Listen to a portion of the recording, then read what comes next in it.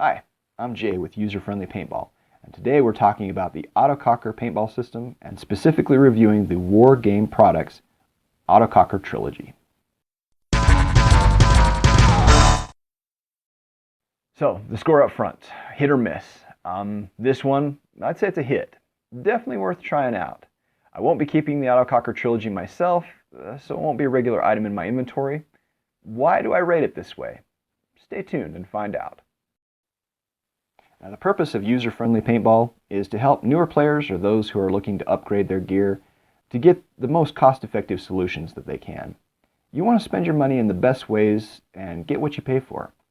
I've lived by that motto all throughout the 20 years that I've been playing in the sport. When you go to buy, it helps to have a broad base of experience to draw from when you want to know if a particular item is worth what you're paying. I'm glad to help in that. Today we'll be talking about the legendary Autococker paintball system, as well as specifically about the WGP Autococker Trilogy paintball guns. My goal here is to do two things.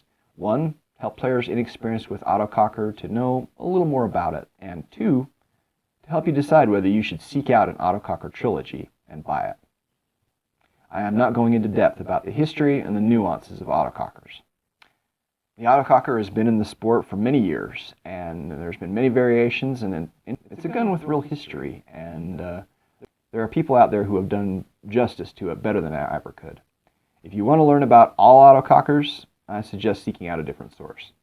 If you want to get the basics on how they work, why they're good or not so good, and in that light, why you might consider a trilogy, you've come to a good place. So here's a quick introduction to how an autococker works.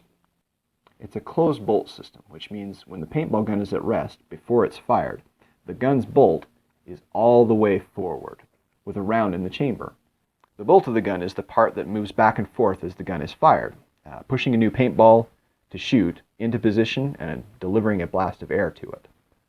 Then it cycles for the next time when the trigger is pulled, and the process starts all over again. Most semi-auto paintball guns today are considered open bolt, or they're in the open position when at rest.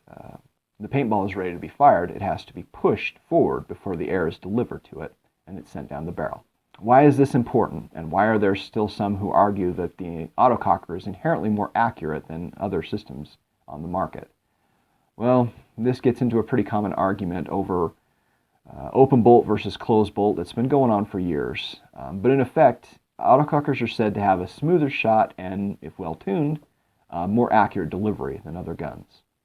In my opinion, from the research I've done and my own experience, modern paintball guns of mid to high quality don't suffer from this problem near so much as lower quality guns or older guns. Today's average paintball gun using open bolt delivers air pretty cleanly and efficiently as compared to some of those lower end or older guns. So the point, in my opinion, is moot. The reason it is called an autococker is that because the paintball is in the forward position, it needs a pneumatic system to reopen or recock, autocock, the bolt after the paintball has been shot down the barrel. And that leads us to the front bolt of the autococker. It has the needed parts to maintain pressure, activate the bolt so it opens and closes, chambering another round to be shot. I won't go into all the details here. There are better sources out there. Suffice it to say, you got to have a low pressure regulator, a piston, which is called a ram, and a pneumatic switch, commonly referred to as a three-way, to make this happen on the majority of autocockers. The internals of an autococker are based on the Sheridan pump gun system. The Sheridan was an early generation paintball pump gun that had two tubes, stack tube it's called, one for making the gun actually work and one for the bolt to move in to cycle paintballs. The system is also known as the sniper system, as the forefather of the autococker was the sniper pump paintball gun, which used the same stack tube system. Now there are other stack tube designs out there, including most commonly the Kingman Spider and its various offshoots. So just because it has two tubes stacked on top of each other, it doesn't mean it's an autococker. The main thing that tells you if it's an autococker is that front block. Without that, the system has other ways of moving the bolt to shoot the paintball, none of which I'll be describing here. If you've heard of autocockers or want to try one, we now get to the main purpose of this video, and that is to review the War Game Products Autococker Trilogy. Those of you who have been in the game a while probably said to yourself, why is this guy reviewing a gun that is way old and out of production anyway? It seems a bit pointless. Well, yes, the Trilogy is out of production as of the release of this video. It went into production sometime in the early to mid 2000s, if I remember right, with a small but good variety of models available. Wargame Products was an innovator in the realm of autocockers, and a lot of people that use autocockers regularly say that Wargame Products guns were some of the best autocockers that you could get, even today. The Trilogy line was designed to be, I'd say, and I'd say this without malice, baby's first autococker. It was an introductory autococker design that somewhat simplified and easier to mass produce than existing autocockers. And I'd say it really wasn't designed to be the ultimate autococker ever made. There's a whole rabbit hole of autocockers out there if you want to go down it. It's kind of mind-boggling, and I'm sure I've only seen a little way down, even from the years of experience I've had. There's a lot to learn and to experience and do when it comes to autocockers. They're kind of like exotic sports cars in some ways. They have their own subculture and their snobs, and they also have their critics. I'm getting away from myself here. So why the Trilogy? Well, for one thing, you can still pick them up used on eBay or other buy-sell-trade websites, and I'd say that if you're looking to try autococker, but the learning curve on them seems to be a bit daunting, or you're just curious about it, but you don't want to overdo it on the cost, especially because, let's face it, high-end autocockers being manufactured today, they can cost more than I make in an entire month. The Trilogy is probably a pretty good entry-level autococker paintball gun. So what advantages or disadvantages does this Trilogy have? Well, first, let's determine what Trilogy you're looking at. Again, this isn't exhaustive, but it's meant to cover the basics. First, there's the Trilogy Sport. It came primarily in blue, but I've also seen in green as well. It had the standard Trilogy details, but most importantly, it lacked the foregrip high pressure regulator. That was an important distinction because that high pressure regulator allowed the user to dial in their air pressure and make the gun work a bit more efficiently, and also some would say to improve their shot quality. I think in a gun of the Trilogy's design, that was kind of splitting hairs, but that's a personal bias. The Sport model also had the 1.5 finger hinge trigger frame. This means you could only fit 1.5 fingers at a time on the trigger, making it a bit smaller than standard autococker hinge frames, which were typically 2-finger. Is this important? Well, it may be, depending on how comfortable the trigger and the frame design feel to you. Personally, I like the 1.5 on the Sport, but then I'm a guy who also likes to shoot one shot at a time, prefers single trigger frames, and so this is really, believe me, a bias on my part. If you want to shoot a lot of paint with an autococker, 2 fingers was definitely the way to go. I believe the bolt on the Sport was also of inferior quality compared to the Delrin bolts of the higher end Trilogies, but feel free to correct me in the comments below if I'm off base there. From my experience, some Trilogy Sports have been modified since they were new that you can get these days. You can find a variety of improvements that you'd be getting that weren't stock on the gun. The same applies to all Trilogies out there in the wild today. What you get more and more doesn't look like what it came from the factory. I have owned one Trilogy Sport in my time, and I thought it was a decent banger, though I no longer have it. So the next model up would be the Trilogy I believe was known as the Competition. It came in black and red fade anodized, with a few in black and blue fade.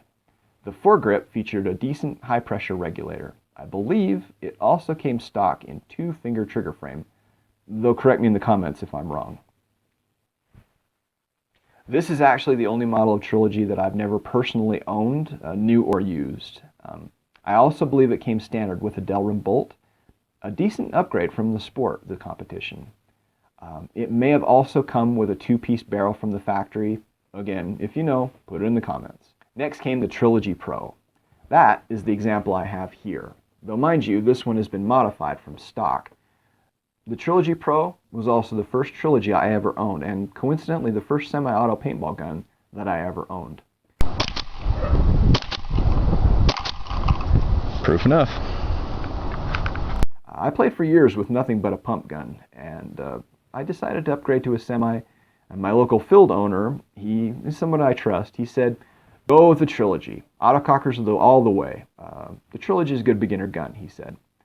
It didn't really hurt that he actually sold Trilogies at the time either. The Trilogy Pro came, to my knowledge, in only this silver nickel anodized finish from the factory. I believe I've seen one in black as well, but commonly they're only this silver and black anodized finish. The high pressure regulator is there, as well as the Delrin bolt and a 2-finger trigger. The distinguishing part about the Pro is that this foregrip regulator is tilted forward on the gun. It's a very distinguishing feature for these.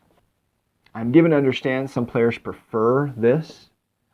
I never really did myself, especially when I was new to the gun. Now, I don't mind it so much, but that's after buying a second Pro, this one, years after I first played with one and had a lot of hands-on experience in between.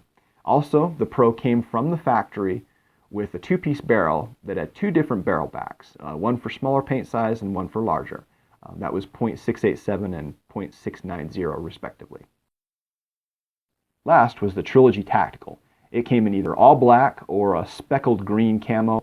It had an upright foregrip with a high pressure regulator, a Delrin bolt, and a shroud for the front block that had weaver rails that you could mount stuff on, so it looked more mill-sim for an autococker.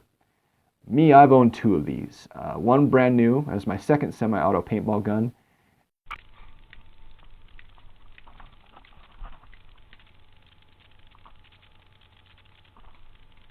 and one used that I upgraded a bit. I own neither at this point, sadly. I really liked my Trilogy Tac SF. Sure, I blended paint a few times, but when you want to lay down fire on an opponent and with that distinctive autococker thunk-chiz sound, it was awesome. The Comp and the Trilogy both also came from the factory on some units with optional select fire, which was an E-trigger that made the autococker shoot fast and without its notorious short stroke problem with mechanical triggers. You see, on an autococker of any sort, the pull of the trigger is important. You have to pull the trigger almost all the way back each time if you want it to shoot correctly, as the trigger mechanism does 2 things. First, it shoots the paintball ready to go, and next, it activates the front block, which cycles the bolt and causes another paintball to fall in and be ready to go. If you didn't pull the trigger all the way, you do what was known as short stroking, which would not cycle the bolt correctly, and so another ball wouldn't be in the ready for the next shot. This is true with all mechanical autocockers to some degree, and a reason why, when I was inexperienced, I disliked the autococker. I still don't love that part either. If you can't have trigger discipline with an autococker, especially a Trilogy with what can best be described as a loose trigger cycle, then this type of gun is not for you. The nice thing about the Select Fire E-trigger, it used a circuit board, which was here in the grip, and a 9-volt battery with a solenoid, which allowed the electronics to tell the gun's lower tube when to shoot. That's a simplistic way to talk about it, but it about says it right. So the Select Fire made short stroking the gun more difficult, if not impossible, to do.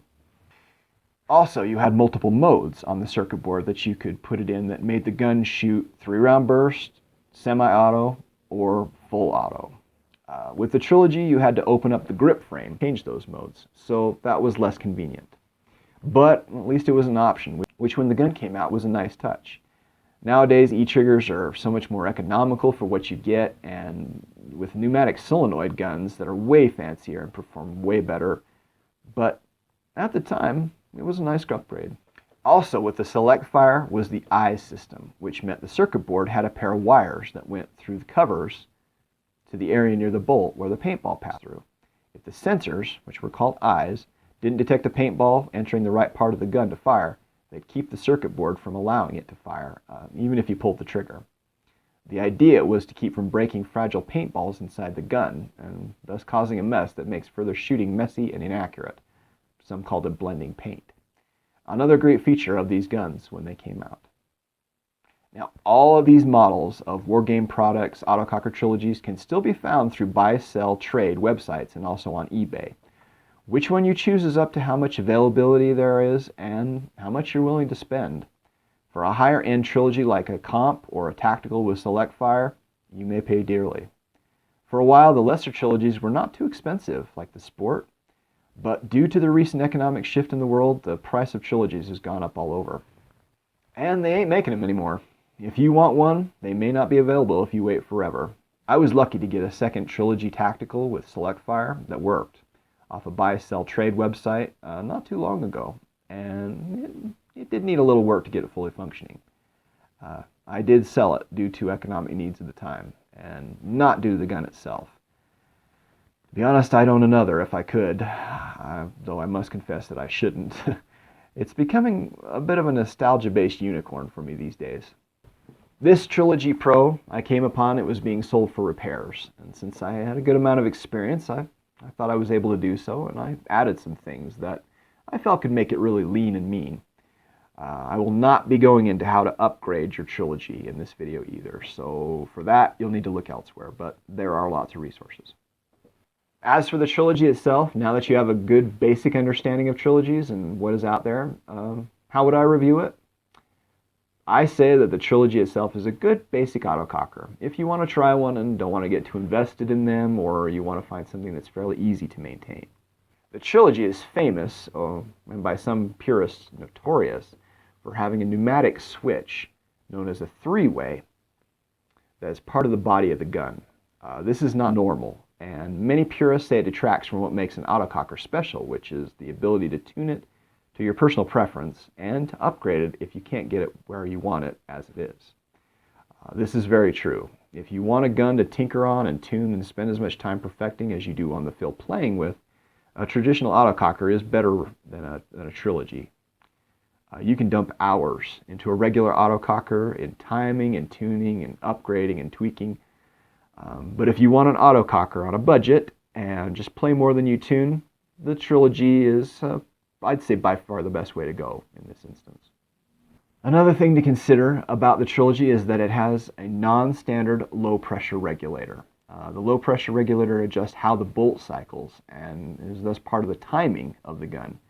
The Trilogy low-pressure regulator is adjustable, but it's not nearly as easy to do as on some of the mainstream autocockers. Also, the timing rod on the Trilogy has been complained about for its overly safe approach to the trigger pull and front block cycle, which in autococker world is known as timing. You have to go with an aftermarket upgrade to get an adjustable one. This Pro here has that aftermarket upgrade. From my experience, it does help, but you can also screw up the timing and make a day of play less fun if you do it wrong. You can also get aftermarket parts that allow you to use different low pressure regulators on the Trilogy, but again, it's more money put into a gun that you may be better off getting paint and going to just out to play. Autocockers are, from my experience, a slippery slope. You think you have a gun you like well enough and you play with it, and then you see that it can be upgraded and you get the itch to do so, and before you know it, it seems like it's barely the same gun it was out of the box. That is both the up and the downside to them, even Trilogies. You can do a lot more with this gun than just go play paintball with it, although another thing about the Trilogy is that being almost exclusively a used market now, you may get something that needs to be fixed, or possibly can't be fixed without major work. Are you comfortable trying to fix it up? Do you have the patience to learn how to do so? Would you spend money to get parts it should have, but it either doesn't have, or they don't work and they can't be fixed? If it needs springs, you'll have to get them. They aren't standard, so you'll need to get springs that are specifically for the Trilogy. If it's a higher end one with a high pressure regulator, you may need to replace that or fix it. Is the low pressure regulator working right? Is the gun leaking down the barrel when you attach air to it? Does the gun cycle correctly? All these things are things you'll face when you start working on one of these. In my opinion, the Wargame Products Autococker Trilogy is probably the best autococker gun that you can get for a beginner, with lots of room to upgrade and tinker, even for what it is. If you want to try autocockers and have the option to get one, I'd definitely consider it. Would I get one as my main gun though? No, I don't think I would, unless I was really committed to going autococker. The upsides of a Trilogy can be just as many as the downsides to it. There's a lot of gray areas. All that said, truth be told, I will be selling this Pro soon. Fun as it is, it doesn't outclass my main gun, and after all, this guy is playing paintball on a budget, so that's what I think. Here's a quick roundup of the goods, followed by the bads, from my point of view.